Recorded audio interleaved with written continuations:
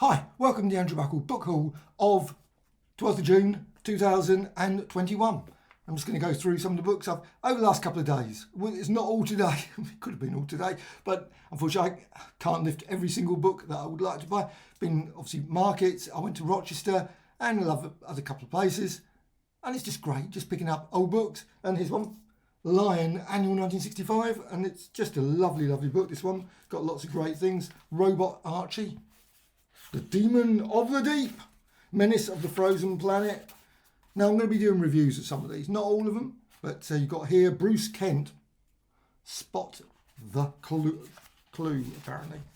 You've got Bronze Invaders, you've got here Old Crocs, Rocket Race, can't remember that at all. I must admit, I never ever bought Lion back. Well, probably I might have done, I don't remember, to be honest. Carl the Viking, now I know that's a lovely bit there, Carl the Viking, brilliant bit of artwork of course. And then always loads of articles, always had lots of articles. I must admit the articles are always the things I sort of just generally turned over. I very rarely, which I should have done, because I'm certain when you read them, they're actually quite interesting.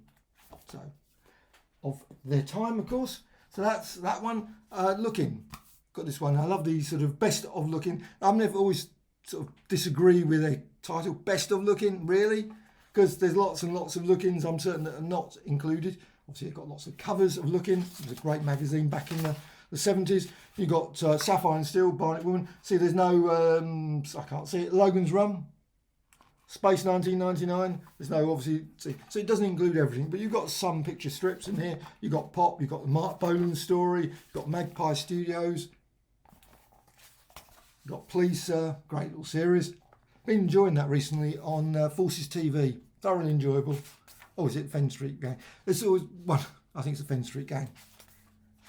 Could be the other way around. Whatever. However, you got Les Dawson.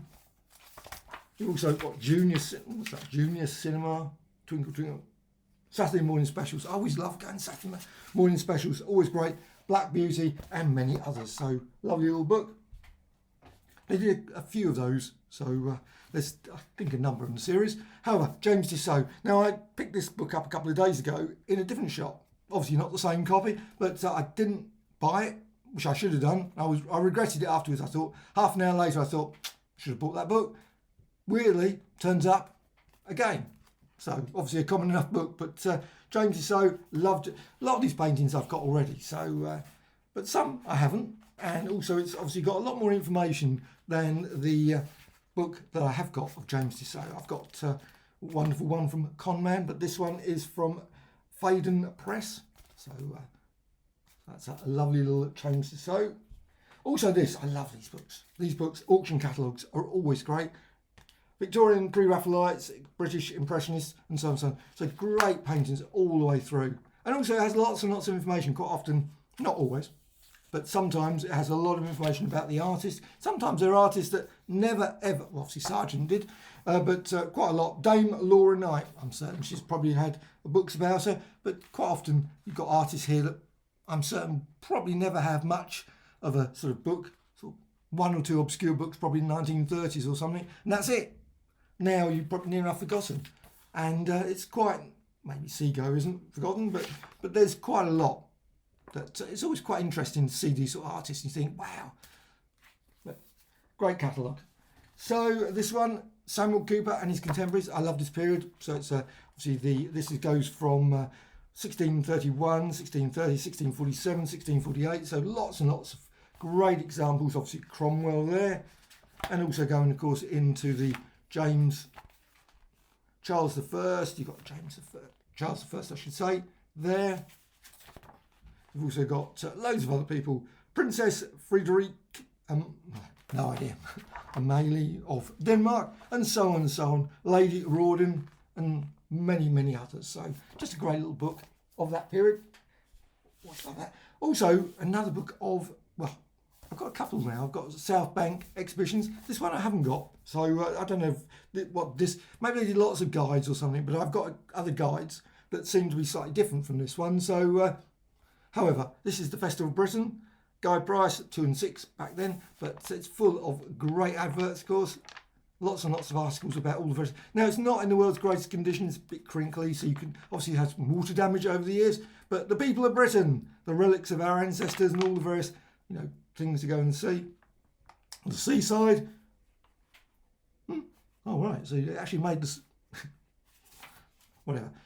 Serving world industries, and this is and so on. Loads of great adverts. I love this sort of book. Just brilliant. Just a real period. So even if it is in slightly less than brilliant condition, and it smells a bit. However, I'm certain it's fine. He says, hopefully, all the mould going over me. Probably not. However, The Fun of the 50s, another one that's sort of related to the 50s. Robert Opie, I love these books. This is ads, fads and fashions. So you've got some great sort of fads and fashions here all the way through.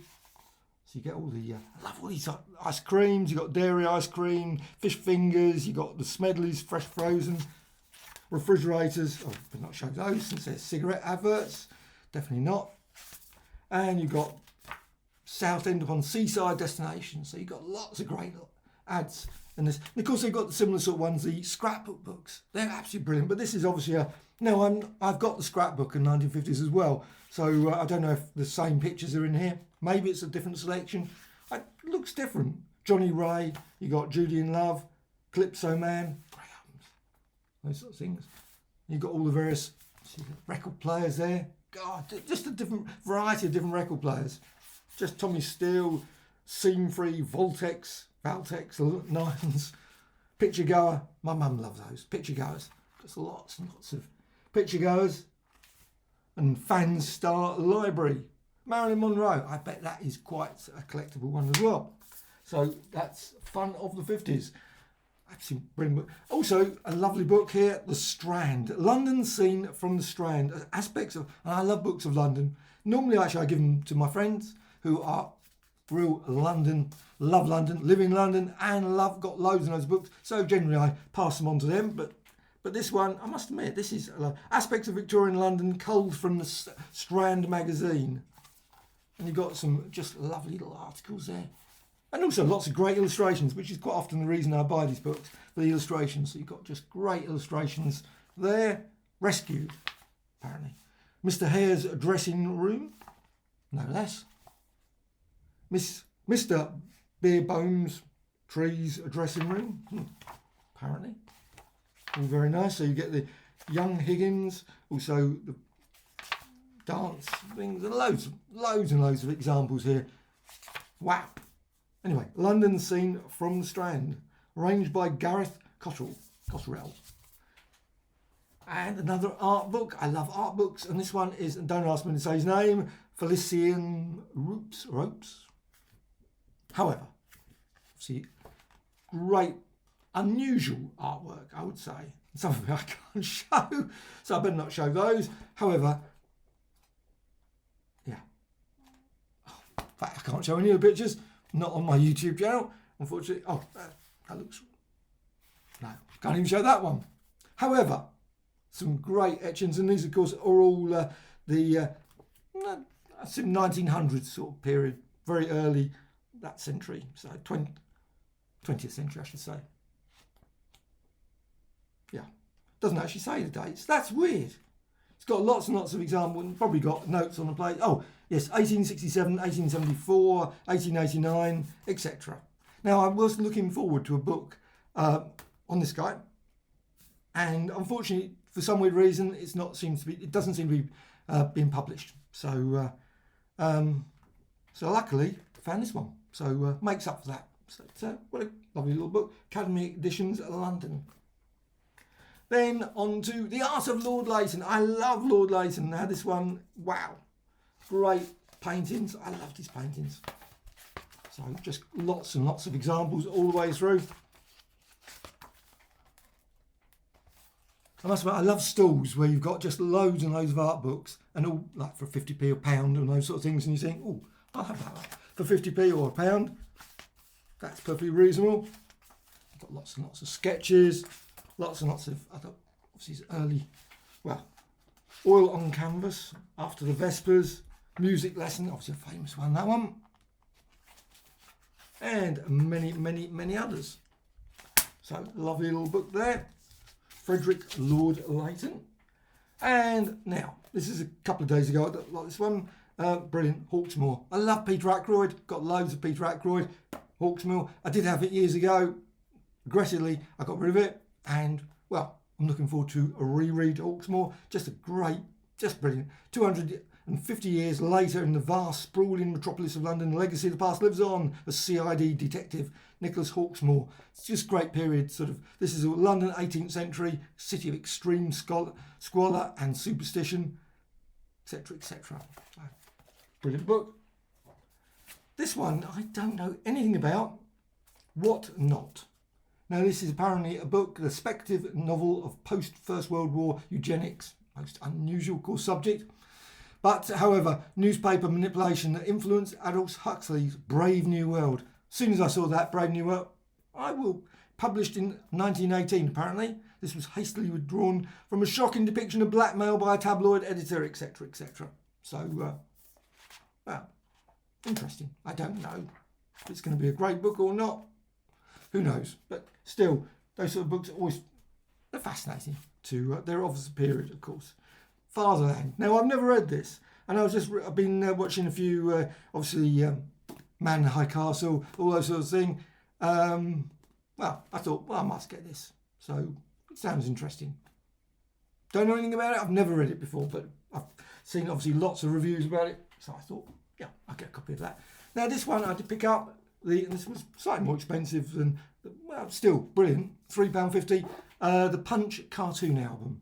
Now this one has got loads and loads of, it's fallen to pieces as well. Oh, no, piece of paper hanging there.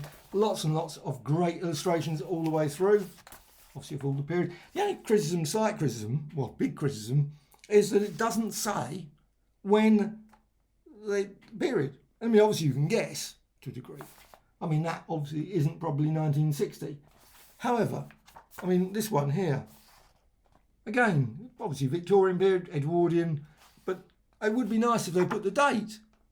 Maybe the artist's name as well, because of course, I mean, maybe there's no, well, they've got an index here of cartoonists, but again, no dates. So it's a pity really that, you know, Ronald Searle, obviously famous enough, but I mean, some of these, I mean, clearly just great illustrations, but at the same time, it would be nice to have a little bit more information about the dates when they were. So it's there's no context as well, because you quite often read these things, and they would be about the period. So you'd sort of, you know, find out about something that obviously was very pertinent at the time. So it's, yeah,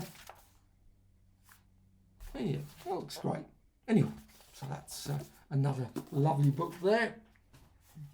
And another book on drawings again, illustrators. I love books about illustrators, and this one is, well, the thing is, when you look through this though, Victorian Punch cartoonist, it's got lots and lots obviously of more verse all the way through. So there's Harry, I don't know who it was, women illustrators of the early 20th, E.H. Shepherd, you've got illustrators after the Second World War, and so on and so on. So lots and lots of great, and I'll be doing a review about this one, so. And Russell Rockbank, Willie Rushton, and so on and so on. Lots and lots, obviously even Donald Duck, etc. and Dumbo. Well, not Dumbo, Jungle Book I should say. Donald Duck, Mickey Mouse, obviously Walter Kelly I should say. And Noddy, Quentin Blake, and so on and so on. Lots and lots of great illustrations. So that's an absolutely lovely book. Anything like that. Just love those sort of books. The only thing is, quite a few of my favourite illustrators are not in there. You think, well, hang on, where's the definition of who's an illustrator, who's not? You know, it's just very odd. However, now I bought this one, Vulcan. This one I love these sort of 1976. But it's got lots of stories that were probably, were 1960s ones as far as I'm aware. You got the maybe they weren't, I don't know, to be honest. Maybe this Trigon Empire was continuing on. I'm not really certain about the history of Trigon Empire. But you've got Trigon Empire. You've also got the Steel Claw there. So you had quite a few different stories in this one. I don't know how long actually this Vulcan magazine was running for. I never bought it. I never bought copies of it. I must admit, I saw it in the shops. It was just one of those ones that I just didn't. And this one, that was the death knell of the thing. Good old Vulcan teams up with Valiant. My heart would always sink when I saw that. It was never exciting. It was never it's not like a team up where you actually get a bigger book. It was always all your favourite stories would go. Well, some of them anyway. You think, what happened to them? That was obviously maybe one person's favourite is not another person's. So quite often you wouldn't get suddenly your favourite storyline would just stop and that would be it. Gone. You got Tarzan, this one, The Untamed, no less. This one, Ernie Chun. And Garcia Lopez, Frank Springer. So lovely bit of artwork. But actually, when I saw this, quite often I was so Kubert with Tarzan that I assumed initially it would have been a Joe Kubert story. But I love these sort of ones. And this one I think is 1976. Obviously a bit tatty. This was in the sort of throwaway box for 50p. So excellent. But I love Tarzan stories, so they're always good. Also, I bought this, which I was on Facebook, and I was looking, someone showed me this one, and I thought, oh, you know what, The Mighty Crusader. I have not looked at, and I haven't even opened it yet. I just got it a couple of days ago, so let's just quickly open it. Probably falls to pieces in my hands. And you've got The Mighty Crusaders, Too Many Superheroes. Now, of course, I love these. These are the sort of ones that always would turn up in the seaside. The seaside, you go to the seaside, quite often you'd find this rack, and it would be a pile of comics, and it would be full of these sorts of things. And you've got very rarely Marvel comics or anything like that. It was always these sort of mighty comic group, which I'd never heard of at the time. But it was obviously Archie and all the so you've got here, the Mighty Comics group is great, Flyman and all those sort of stories. And of course, you'd also have all the various sort of Mighty Mouse and all those sort of things, pretty weird sort of, or the Alan Class books. They were always turning up, which strangely enough is the next one I'm just going to show. And that's Uncanny Tales. Now, this is not a particularly great one, I have to say. It's slightly disappointing. This was obviously a later printing because you can really see the fading. It's not so good, the printing, which is a pity. You can really start seeing some of it. It's really not great. And some of it, it's definitely that one has been clearly very grey. And I think that's what happened. I don't know what, and sometimes I don't think, they didn't even put in particular information. You don't even know what sort of date. I don't think there's even a date sometimes in these things. So, but they're still great little stories. I always enjoyed the stories. So Lincoln Lives Again, and quite often you know that they're ACG comics because of the font that they would use. That's definitely ACG, I'm quite certain. And of course, I could always look it up on the Grand Comics database. So now this is one of the earliest comics I bought. Sadly, I got rid of it years ago, so I thought I'm going to treat myself to this because it was fairly cheap in the store, in fact, next to nothing. And I thought, Captain Marvel, issue 26. And I first started, well, I didn't first start, I collected comics in the 60s, but I don't remember my first comics from the 60s. I remember buying the Fantastic Four 132, and a month or so later, this came out, Captain Marvel. I also got number 25. Number 25, unfortunately, is insanely expensive, but this one, luckily, fairly cheap. So this is Captain Marvel, brilliant story with the Thing. It was sort of like Marvel 2-in-1. Well, clearly it was a Marvel 2-in-1 because it actually mentions at the back, it turns around and says, joining the Thing in his own mag. So clearly there was 2-in-1 coming up, and you of course got good old Thanos. Not spoiling the story particularly, everyone knows Thanos. Turns into Captain Marvel period. Just love those stories, and you can see obviously Thanos there. Big clue that that's Thanos. But of course, back then, he's quite different from how he looks now.